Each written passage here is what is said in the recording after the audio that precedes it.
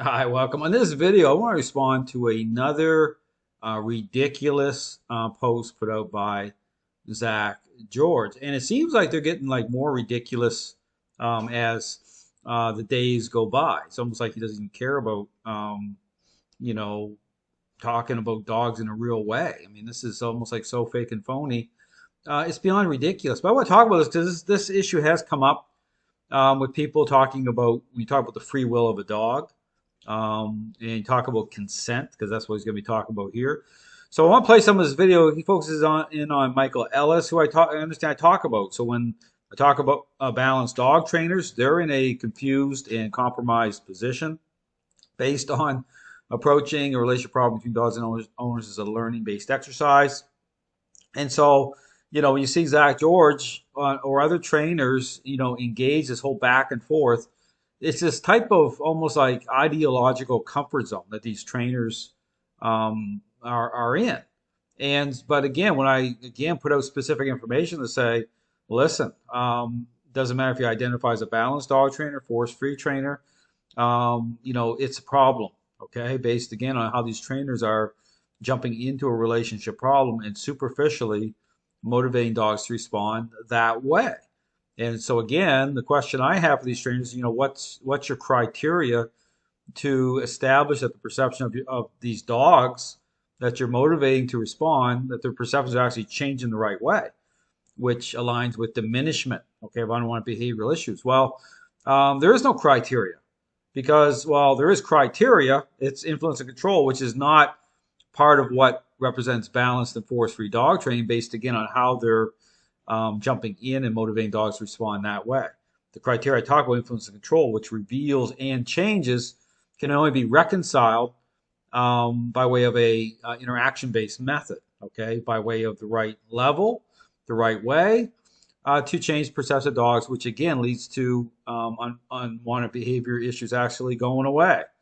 And so, again, by way of a predictable outcome. Otherwise, okay, it's a roll of the dice relationally. I talk about, the totality of the relationship, certain, in terms of how you interact with your dog at all points, your personality type. Those things all play a role. But I understand these trainers aren't even dialed into any of that anyway. And their whole foundation for a process is flawed. Okay, so this sets up this counterfeit picture for so many dogs and owners within the framework of response.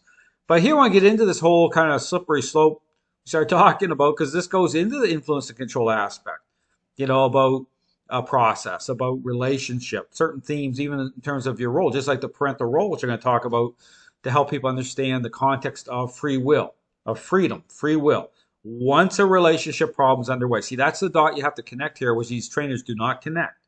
Zach George, Michael Ellis, balanced dog trainers, they do not approach training as a intervention. They do not approach training by way of a interaction-based method. Okay, it's all superficial. And so again, these topics like free will, understand you're not, you're going to see this type of a narrative. So I want to play some of this because this is where we're at. Okay, in terms of some of the narratives out there in the dog training world. Here's Michael Ellis. This guy's been around for a minute. Consent, we don't get dogs consent for anything ultimately, unfortunately. Like, they're not able to give consent.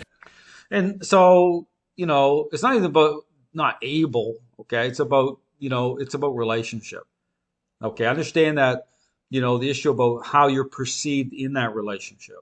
So if a dog is perceiving you the right way, then freedom, okay, is not an issue. Okay, this goes into how everything kind of moves forward. And again, how I would, the example to go to, and this really kind of frames it up for help people understand this whole issue about free will, because you hear this discussion in terms of how much freedom, a process, those core ingredients, influence and control, how they come in by way of structure, using a crate, using leashes, how you're interacting with the dog. I talk about all those themes.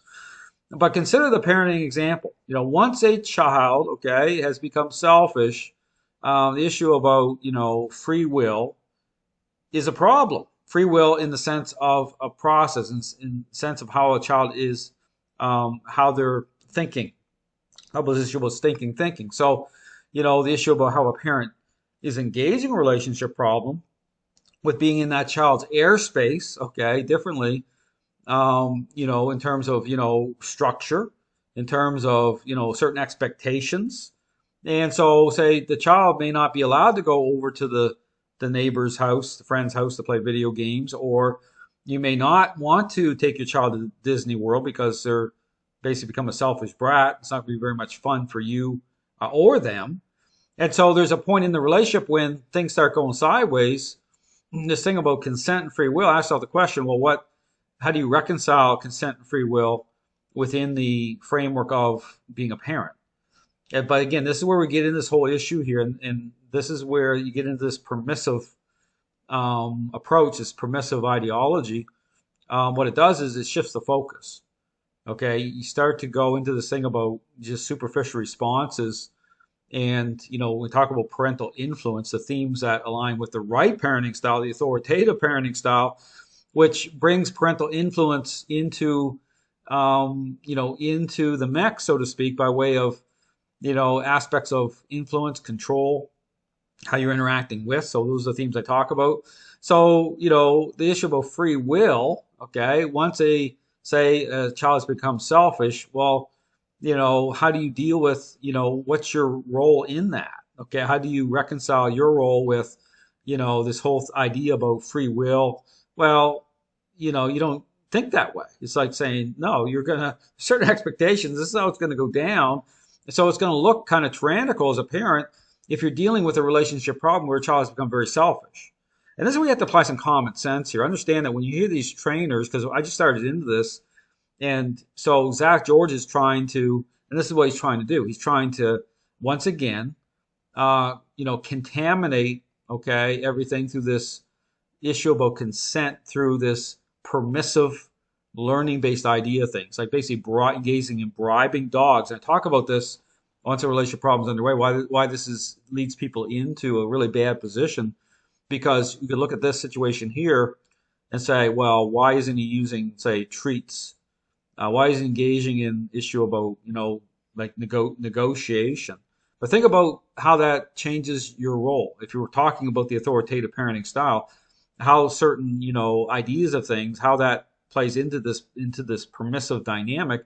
But if you do your research in terms of the outcomes and consequences of permissive parenting, I wrote a book on this. I lined this up even in terms of the spillover effect in terms of dogs as social animals, developmentally. This is where I talk about, in terms of relationship, how it leads to the same type of very similar dynamics, outcomes where people end up not able to resolve a relationship problem with their dogs, because it is about how you perceive that way. It is about that how dogs connect with us at the social level, and how our emotions and all that, how that plays into the relationship and starts to become a problem by way of a dog gaining control in the relationship. So here I'm gonna play some more of this video because this is basically the point of contact. So I talk about point of contact when you're dealing with a relationship problem. It'd be like a parent when it comes to that kind of epiphany moment where you're getting all the information saying, I'm dealing with a child that's getting out of control here. And then moving forward from that point in the relationship where you identify, you say, I'm dealing with a selfish child relationship problem. Well, everything changes. Okay, your parenting style, you're gonna have to look at and audit it to say, okay, I'm falling into this type of more of a permissive type of parenting style. I need to move over into a authoritative parenting style, not authoritarian. Okay, authoritarian is over the top. Authoritative, to start to engage and start to affect change. So your role, understand, is absolutely critical. But understand that the context of free will. This is where you get into this thing with how these trainers try to, again, to trying to misrepresent certain things. Okay, trying to misrepresent, what defines change, and even in terms of the dog's state of mind, in terms of free will, because they want to come off like they want to paint a brush here as though this is like everything's abuse, and they take it to the street, so to speak, guys like Zak George, but they're misrepresenting and they're leaving people stuck or in worse shape, because then it leaves you in a position where you're not actually creating relationship change with your dog, because they're trying to define your role in a way that keeps you in this permissive, in a weak position where you can't engage the right way. You can't generate those core ingredients, influence and control, because that's not what they're advocating here. It's very deceptive what they're doing, and it's very much, major problem. And thankfully, a caller rightfully calls in to clear up this misinformation. It's unfortunate that Michael thinks dogs or any other animal for that matter can't give consent. Consent and choice-based training strategies. See, consent and choice. See, that's where you get into this about learning, and this is where you have to consider, the issue about, I talk about, control manifesting, okay, through the relationship, an express state. So think of it like a selfish child. As a child becomes more and more selfish, what happens? Behavior issues escalate, right? It contaminates everything. They don't have good focus. It's all about them. And so when I talk about dogs as social animals, this is where the even balanced dog trainers are not dialed into the relationship the right way, where you have a relationship problem. And if you pay attention, you'll see the dog's head pivot and they start to fixate. They start to express control. Well, balanced dog trainers don't engage that, okay, in a proactive way, right? They're in a reactionary posture. So you'll see them. This is where they get in this thing about corrections, or they're totally reactionary because they're bouncing back and forth between permissive and authoritative parenting style. They're not fully aligned with and committed to the right process, but even defining what that process is, those core ingredients I talk about. So here we talk about choices, but think about the selfish child. Once a child becomes selfish, is it about choices that way? You have to ask yourself the question, because to sort all this out. When you consider the parent example, it's really a great because it lines up perfectly. This is where this all gets convoluted, and these trainers are because they're superficially focused. Understand, this is all about just superficial responses. So it's like having someone come into your your home, and you're dealing with a relationship problem with your child that's selfish, and you want a so-called expert. And God help you if someone like Zak George walk in there, but they come in like Santa Claus, and this is how entrenched and hardwired this is in the dog training world. But think about it as a parent, the so-called professionals coming in thinking, how can I get the only thought process? I mean, the only thought process going on, because this is where we're at in the dog training world, is how can I get this selfish child? But they're not even thinking selfish, right? Because they're not even connecting dots that way in terms of what behavior issues represent. They're just thinking, how can I get this child to respond, to do some good responses, so I can just package this up as change is happening, and like the scene of a crime, I'm just gonna hand the Santa Claus bag to the parent and say, you're good to go, just keep it going. And so when I talk about themes, like when I talk about like the current state of the relationship, understand that this is a conversation, or these are the topics that balance and force trainers, they don't connect that way. They don't make the connections that way. But that's the reality. That's why you're going for help in the first place. So let's play some more. So you talk about choices. See, it's all about understanding here. The choices, once the dog gains control, then your role has to come into proper alignment with, defining what that process is. But influence and control, they have to be part of it. You have to start to engage the level of stinking thinking with that dog. It's not about you let the dog make what choices are you talking about? The choice to go and start to attack somebody, the choice of starting to jump up on people, the choice so this whole permissive thing, it puts people in a weak position. And that's where you get into things like calming signals. I've talked about that in my videos as well. It's like flipping the script upside down is what's happening here. Strategies are widespread at this point and extremely effective. Tigers, elephants, gorillas, etc., are being trained on a very widespread level without the use of aversive, and they are often asked to opt into the training. So it's the same thing. I understand this whole permissive ideology is like invaded like everything. Okay, I understand, but a lot of this is it really is a self-love thing. A lot of this is very much about self. You look at, you talk about narcissism, you talk about, devaluing why dogs are given up on so quickly. That's because if it's all about me, then the value a dog holds in the relationship only extends as far as self. Like, think about what I'm saying. But when you challenge people's motives for why they're doing the things they're doing, they don't want to talk about it.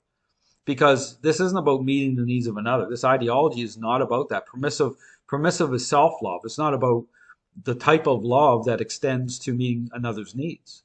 Like that's the reality here. And so just like being a parent, you're gonna do the right thing because you love your child. You're gonna engage a certain way through the authoritative parenting style because you love your child. And so people who are permissive is very, very destructive, but it's very selfish. I mean, that's the thing. And then because it involves a level of blame shifting, because it allows people, right? Think about if you go in and do your research with the permissive parenting dynamic, it lets people kind of almost get away with, doing like engaging that way, enabling the child, spoiling the child. And then you're in a position where I don't know what happened. Like, I don't understand why my child did this or did that, or, so it's that type of, I don't know, like just trying to wash your hands of it, and where you start that ball rolling because of your role. I mean, understand it. It's, it plays, your role is absolutely critical. Extends to the relationship and through how the child's attitude. So your parental role at the social level is absolutely paramount. But dogs are social animals, so I showed the exact same thing. So there's no accidents or coincidences why, when you line all this stuff up. But this is the culture here, and again, these trainers want people to buy into it because when you look at their own dogs or the dogs they're handling, you'll see it. You'll see the dogs are the hypocrisy of all. They have dogs that they personally own that are a mess. They can't resolve behavioral issues with. And then they want to draw other people to come into agreement with what they're saying. So it's just so it's not good. Okay, play some more of this. The idea that we can't teach other animals consent, that's a human thing, is kind of offensive. We're familiar with the likes. See the words start to come up there. So pay attention. Offensive. Now, I did a video here. You can watch it as part of my YouTube channel, Victoria Stillwell and Jennifer Arnold. Just the type of inflammatory language. Like anyone who would dare challenge this narrative, dare challenge this corrupt agenda, they want to label you as offensive, like a dog abuser, right? Because what they're doing by doing that, they're trying to shut down the conversation. They're basically saying how no one can challenge what we're saying here. If you do it, we're going to label you, and we're going to try to cancel you, and we're going to make your life miserable. See, it's a power play, right? But my encouragement to people is don't buy into it. Understand that this is very just nasty stuff going on in the dog training world. This is very much narcissistic, self-focused stuff within this permissive ideology. So you get this thing about free will and choices.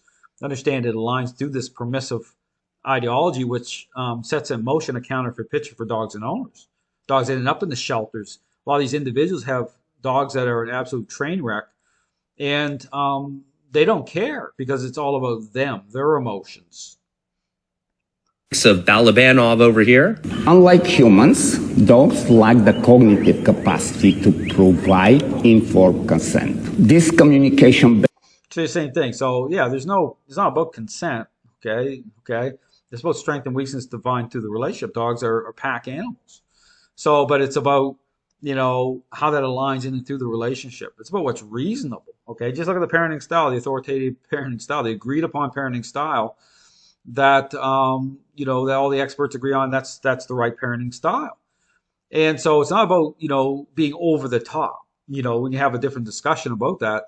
But here's the problem too: is when you bring those core ingredients into a interaction based approach, you're going to see you may experience certain reactions from dogs that are under a lot of stress.